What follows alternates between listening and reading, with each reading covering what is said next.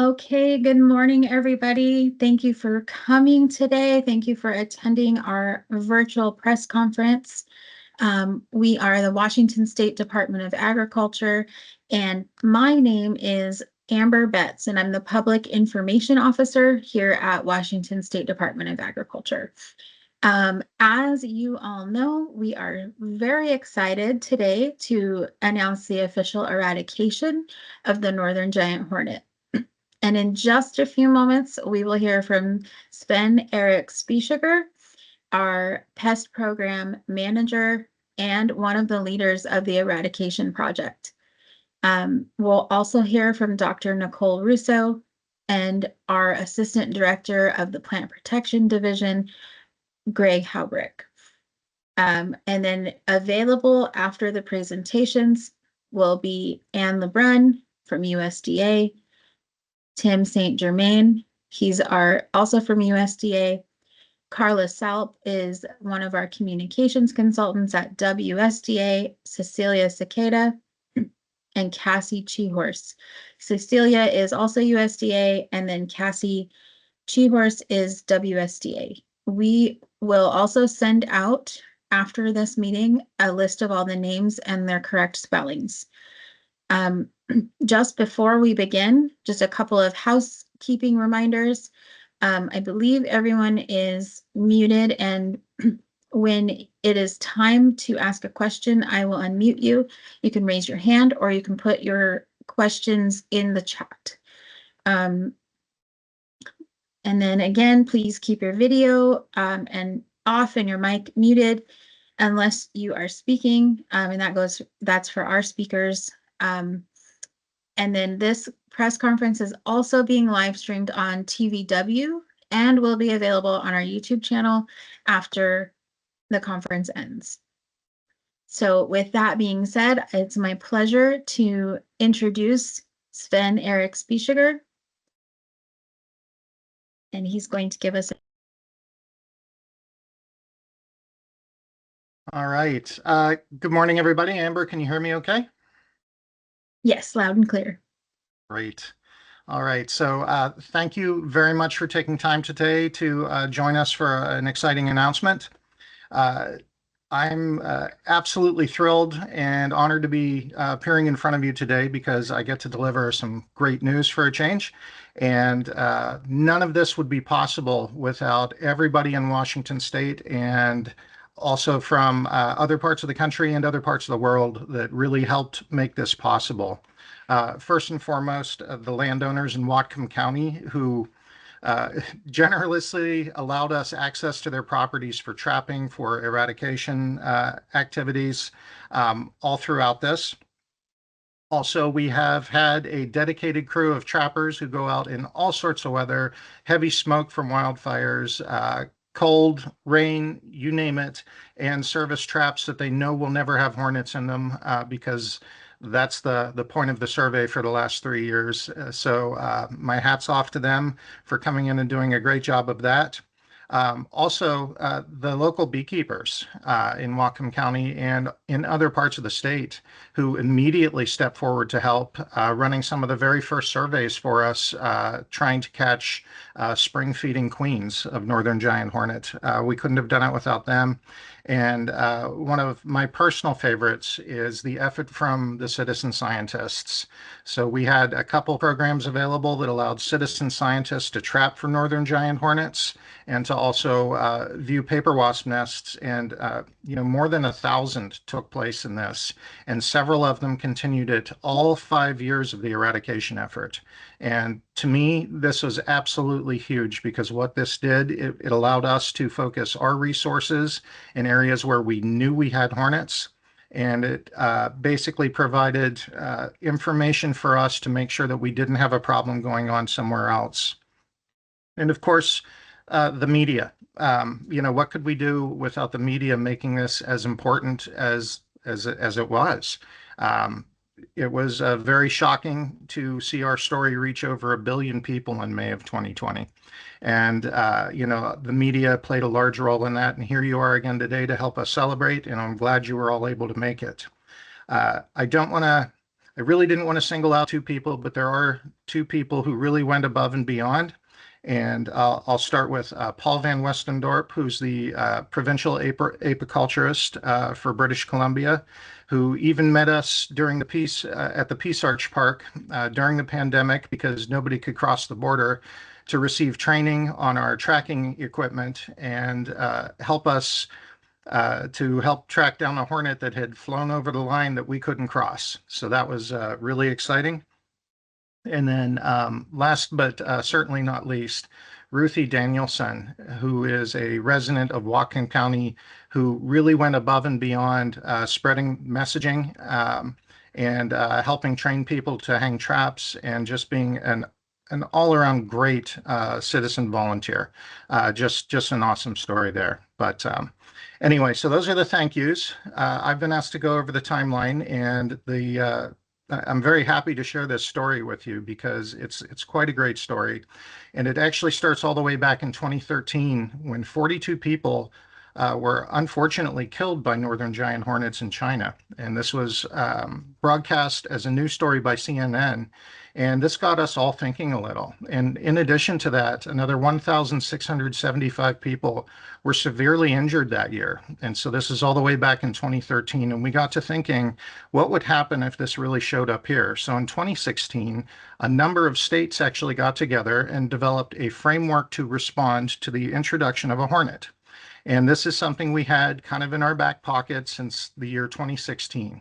And in 2019, we decided to add invasive hornets to our state's invasive species handbook. So we were asking people to be on the lookout for it. And lo and behold, that fall, our neighbors to the north in Nanaimo, British Columbia, Canada, actually found and destroyed a nest of northern giant hornet.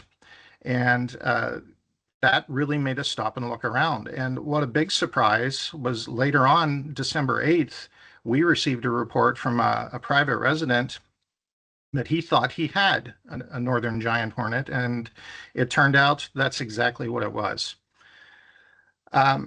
This was the beginning of the project, and we did a really quick blog, and that went out the week of Christmas in 2019, and it received such attention that we knew we had to be prepared for a lot of media attention on this, and that happened for sure. What we didn't know was that earlier in 2019, a beekeeper in Blaine, Washington, actually had hives being attacked by northern giant hornet and collected a few specimens, but he didn't turn those into us until the summer of 2020. And so we knew we had a problem, and we had a problem that was going to attack our pollinators and also other native wasps and yellow jackets. Okay, so what were we going to do about it? So we partnered up with our great friends at USDA, and they almost in record time produced what's called a new pest response guideline. And what this does is it summarizes all of the research available on northern giant hornet, different ways you can respond to it. That is trapping methods, baits, different ways to eradicate nests, all these types of things. And from that, and with the existing framework that we had, we were able to cobble together a plan and put that into action. So this started almost immediately early in the spring of 2020 when the beekeepers of Whatcom County hung out basically spring traps to try to catch emerging queens. And this was absolutely amazing because to have that kind of support from the beekeepers immediately really helped kick this off. We then implemented the basic framework, which was pretty simple. It's set out traps. If you find them, switch them to live traps.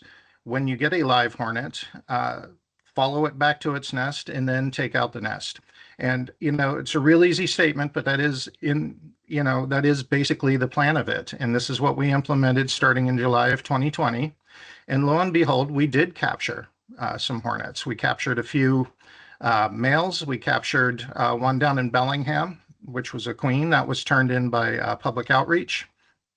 And, it was quite a summer because we ended up getting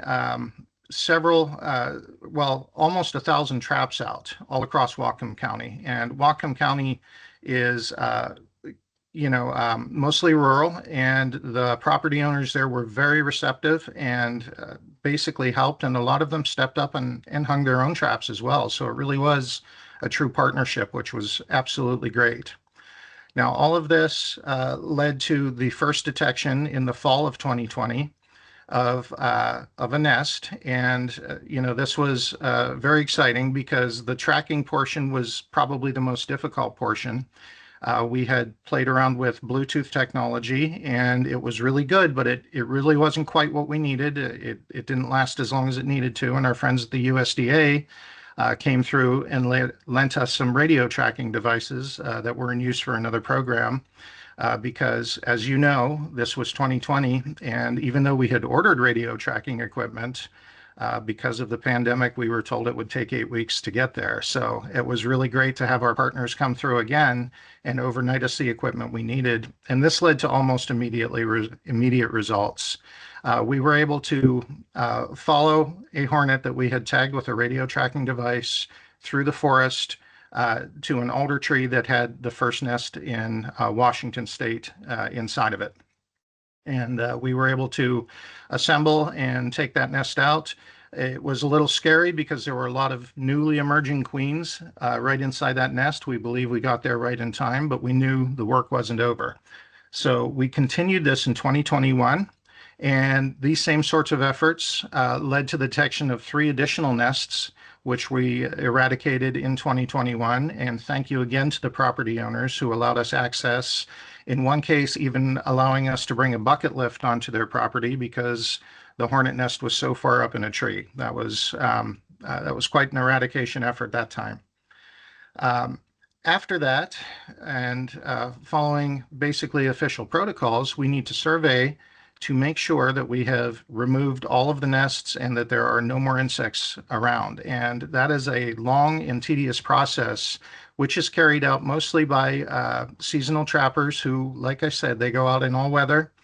They check traps again and again, and their goal is to find nothing. So it can be a little frustrating, but they did an excellent job.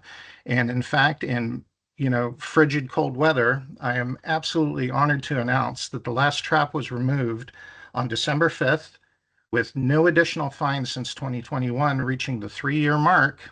And now we can officially say that eradication has been achieved. And it's a significant victory for everybody who's involved, and all of Washington can actually be proud, especially those who hung traps and those who called in reports.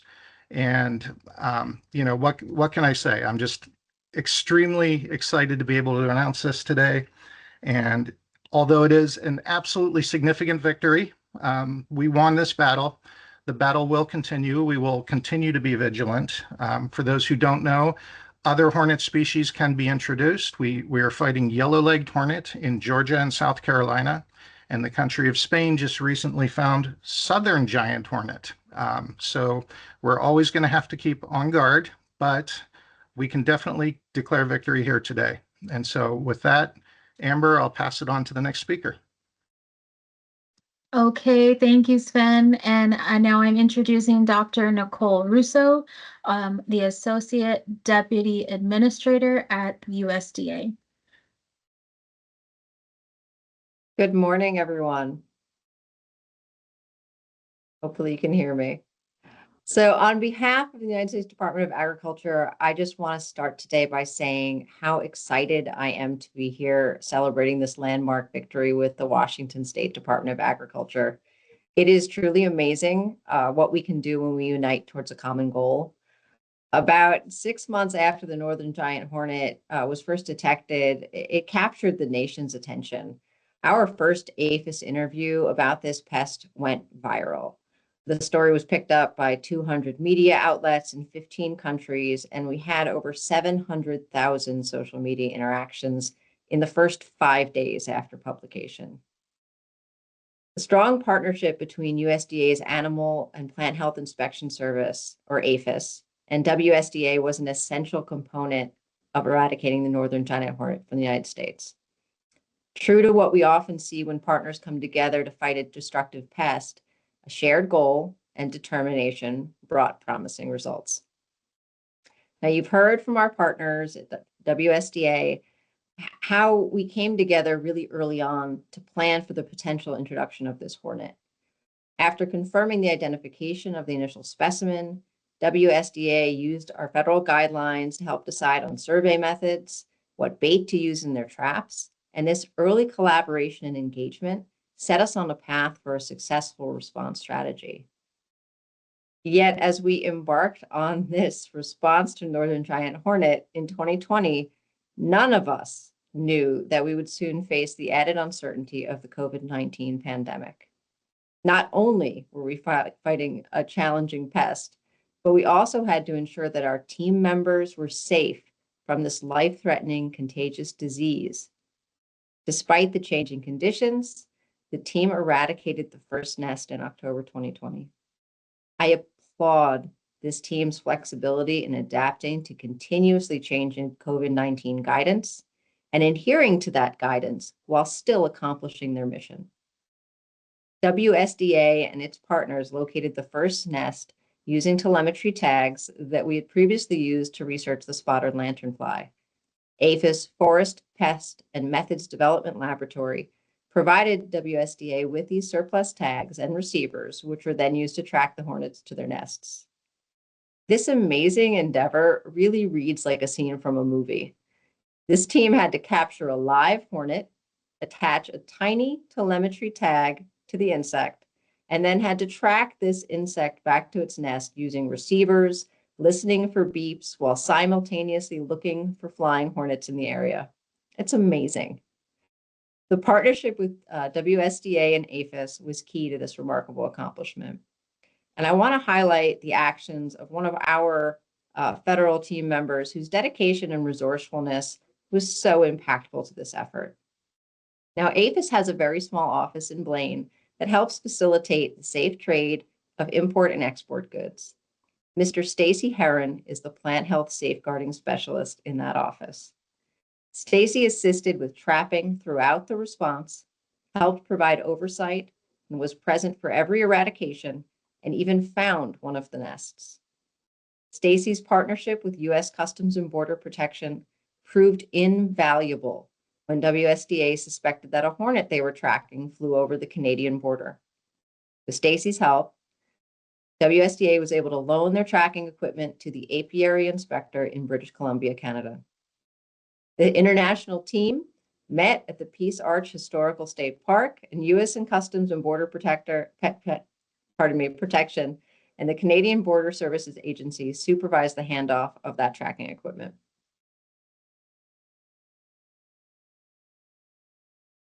Also helped coordinate this fieldwork by bringing together research teams from state universities, WSDA, and USDA's Agricultural Research Service.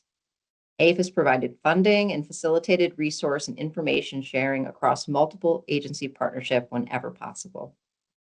A big thank you to everyone involved in these research projects, studying hornet genetics, improving diagnostics, creating better attractants, developing new tracking methods, and even determining what these hornets ate by analyzing the contents of their nests. APHIS has strong, long-standing partnerships with states across the country. The Northern Giant Hornet team is a great example of what we can accomplish together. The effort to eradicate the Northern Giant Hornet has received incredible support from state and federal agencies, researchers, and perhaps most importantly, the public. We are deeply grateful for everyone's involvement. We do not always experience this magnitude of support when an invasive or exotic pest is discovered, and we never take it for granted. The close collaboration we enjoyed with our partners at WSDA is what made today possible, and without them, we would not be here. So thank you, and congratulations on eradicating the Northern Giant Hornet from the United States. Thank you. And with that, I'll turn it to the next speaker. Thank you, Dr. Russo. And next we have our Assistant Director of our Plant Protection Division at WSDA, Greg Halbrick.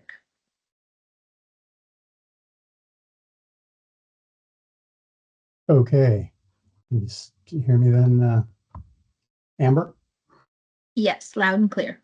All right. Well, thank you everybody for attending. I apologize up front. I got a little bit of a head cold going on here, but I'll do my best. Anyway, as mentioned, I'm Greg Hobrick. I am Assistant Director for Plant Protection Division, and I've been in this role for about 1.5 years. But before that, I was in Sven's position as Pest Program Manager.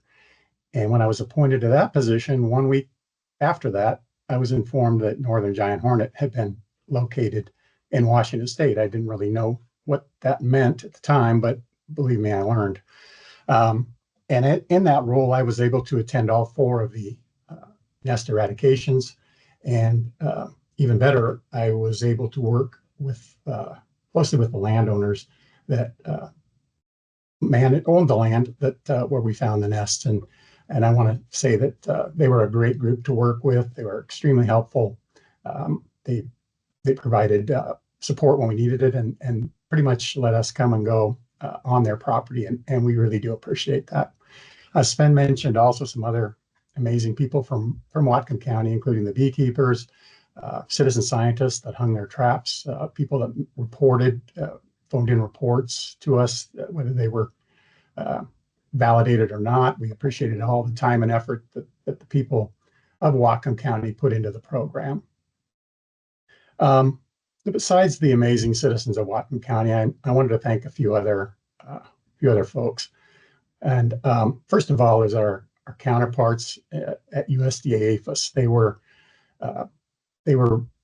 great for as far as providing technical assistance, financial assistance, even staff and equipment when necessary. So we definitely couldn't have done this without their help and support. And secondly, I'd like to thank the governor and the legislature of Washington State, because again, they provided the support that we needed, and they were very interested in this program. And we really didn't have to ask twice for anything we needed. They were great about responding and giving us what we needed for the project. Finally, I'd like to thank the staff at WSDA, from our director, Derek Sanderson, all the way to the trappers, the seasonal trappers that Sven mentioned, that were really on the front line out there, rain, shine, dealing with landowners, hanging and maintaining the traps. They were great. And I wanted to mention Director Sanderson wanted to be here today, but he had some pressing matters that he had to attend to, and but he fully supports and is great, happy to be a part of this declaration, and is again pleased that the staff here were able to do what we were able to do.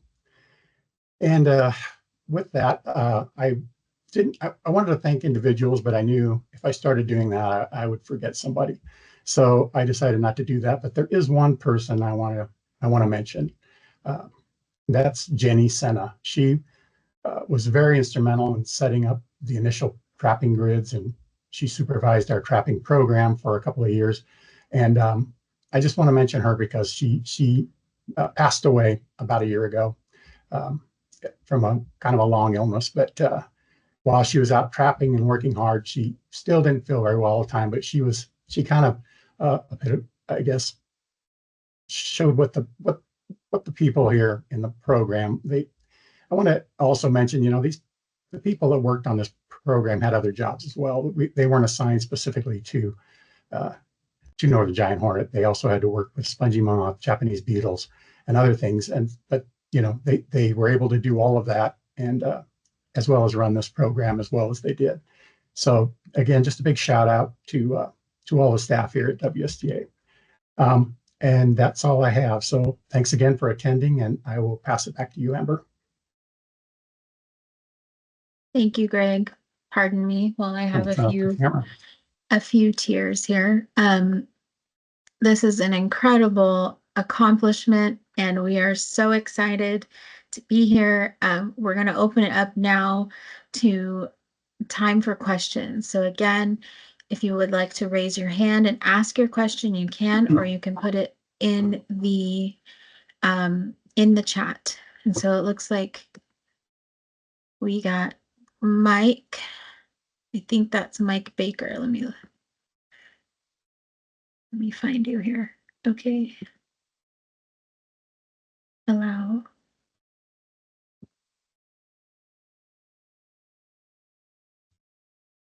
Thank you. Appreciate it. Yes, you're welcome. Yeah, I just wanted to ask, what is the best current assessment on how the Hornets got here in the first place, how they might come again in the future?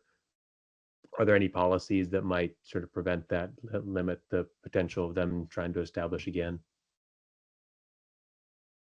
Yeah, I think I'll let Sven start with that. Yeah. Sure. So first of all, we're never going to know exactly how they got here. Obviously, queens, for those who don't know, mated queens will seek a protected area to rest throughout the winter. And that could be something like an automobile, a plant pot, a shipping container, just a nice protected area. And that is most likely how they got here. They are also a prized food item. And we do know that brood has actually been intercepted at airports on a couple of different occasions. We do not believe that was the case here, as this is a land border near where this was found. But one of the things is since no hornets are native to Washington, as part of this, a quarantine of all hornet species was enacted. So there is a policy that does not allow hornet that do not. I'm sorry. There's a policy that allows prohibits people from keeping live hornets in the state of Washington. And so we do have that in place already. And of course, our partners at Customs and Border Protection also do inspect for hornets. And we have provided, multiple specimens, as have our counterparts at USDA, and training to all inspectors at the ports as well. So, like I said earlier, we won a very significant battle here, and we're also thrilled, but the fight will always continue, and we'll always be vigilant. Thank you, Sven. And I just wanted to say too, when you are unmuted, please say your name and your media outlet that you are representing. And I'm going to go ahead and unmute our Don Jenkins here.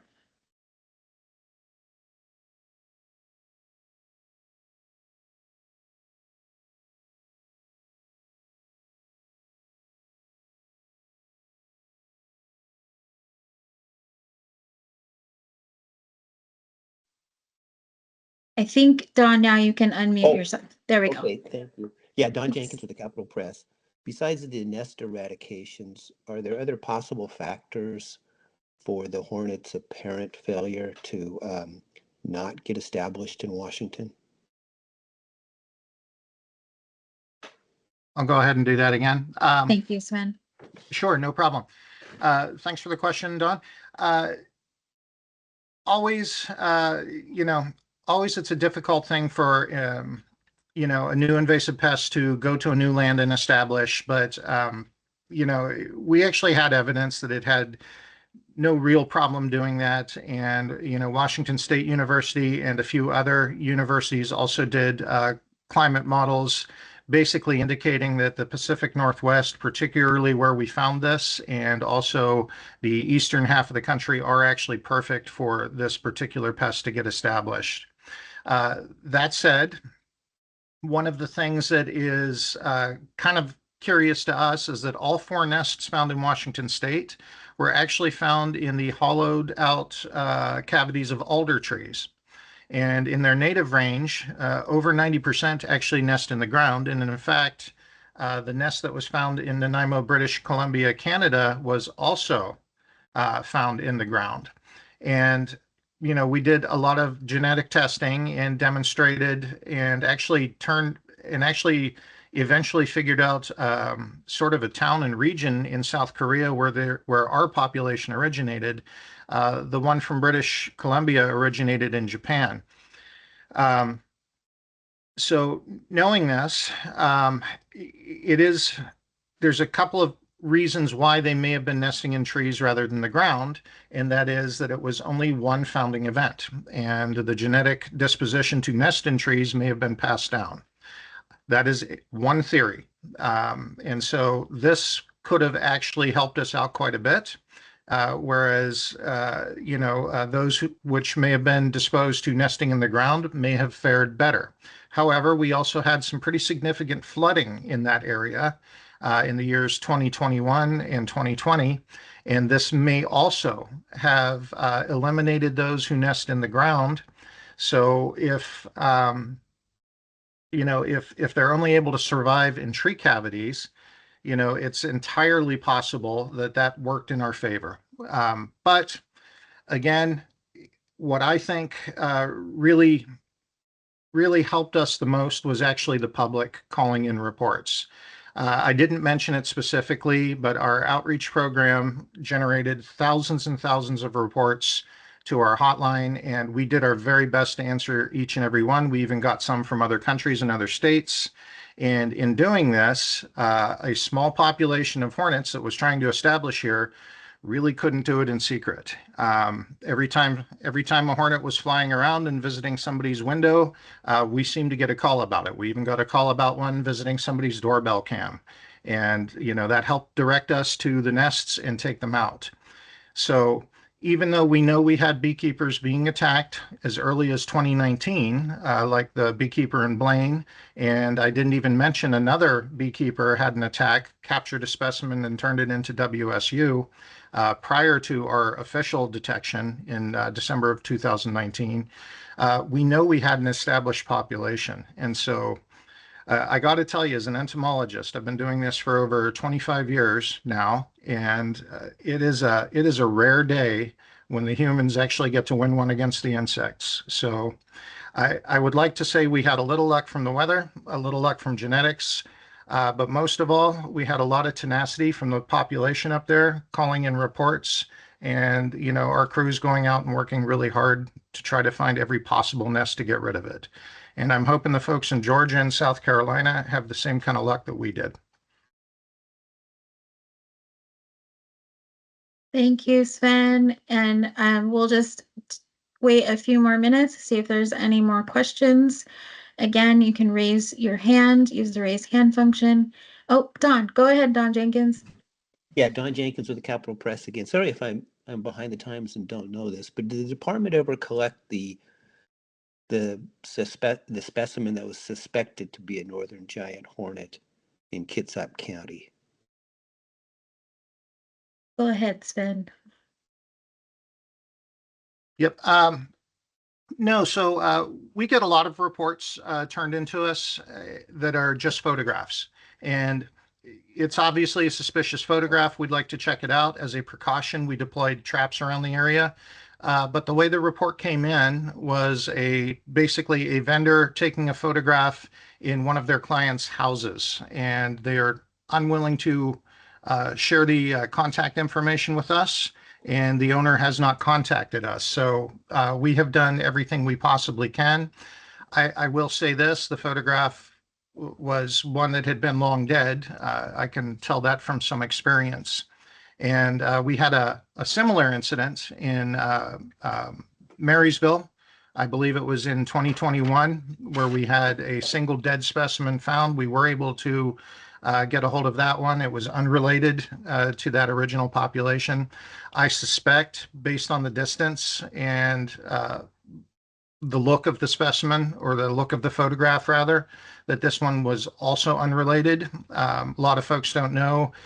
We have had a couple other interceptions in the country where dead specimens have fallen out of clothing that has been shipped or other packages from overseas, and I suspect this is probably similar to that, but we obviously aren't taking any chances. We were able to get a trapping grid up immediately and increase outreach in the area.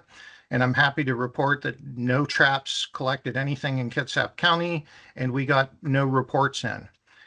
What I can tell you is that when we did finally verify some nest locations in Whatcom County and increased outreach there, we got hundreds of calls in saying, yeah, I definitely saw something like that last summer. And we had nothing like that happen with the Kitsap County one.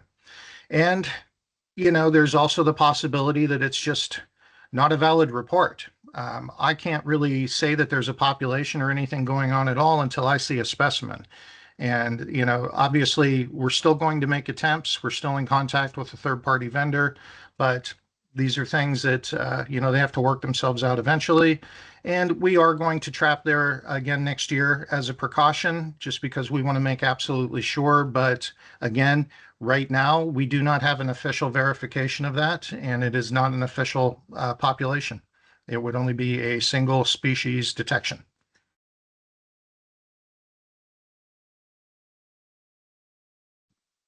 Thank you, Sven. And then Mike, you had another question, so you can go ahead and unmute. Yes, Sven, thanks for doing this. This is Mike Baker at the New York Times. When you just look back on this whole situation, I'm curious, how close do you think we were to having a situation where the Hornet did get established permanently? I don't know if it felt like you would have gotten a handle on this eventually, or if it felt like we were close to a sort of more permanent situation. Oh, thank you so much for that question. It's very hard to relate how I was feeling right there. Honestly, when the beekeeper who had colonies being attacked in the summer of 2020 finally came forward with their specimens, and they actually collected specimens, so we know what was going on. And knowing that we had another beekeeper uh, also in 2019 who had hives being detected, I have to say I was very concerned. The fact of the matter is, if the entire community hadn't stood up and taken action, there is a real good chance that we would just all be living with northern giant hornet, even for years to come. It is a very difficult task to eradicate an insect once it has become well established, and these were established enough that they were actually attacking resources already. And so, even if we had some luck, some help from Mother Nature, we had a lot of help from the community, and that's really what everyone working together, and honestly, the media helping everybody pay so much attention to this really helped. Kind of sign an eviction notice for the Hornet here in Whatcom County and in Washington. So I was very concerned. And I do think, everybody who was involved in this really should take a bow and, just be very proud of what they've accomplished, because they kept a really nasty unwanted pest out of Washington and out of the United States. So again, thank you for that question, because, it really, we really did do a good job as a group of folks, dedicated to making this happen. And so, thanks again for allowing me to highlight that. Appreciate it, Mike. Thank you, Sven, and thank you, everyone else. I'll just say if there, last call for questions, and then if any one of our speakers or other subject matter experts have anything they want to add, just let me know and we will get you unmuted.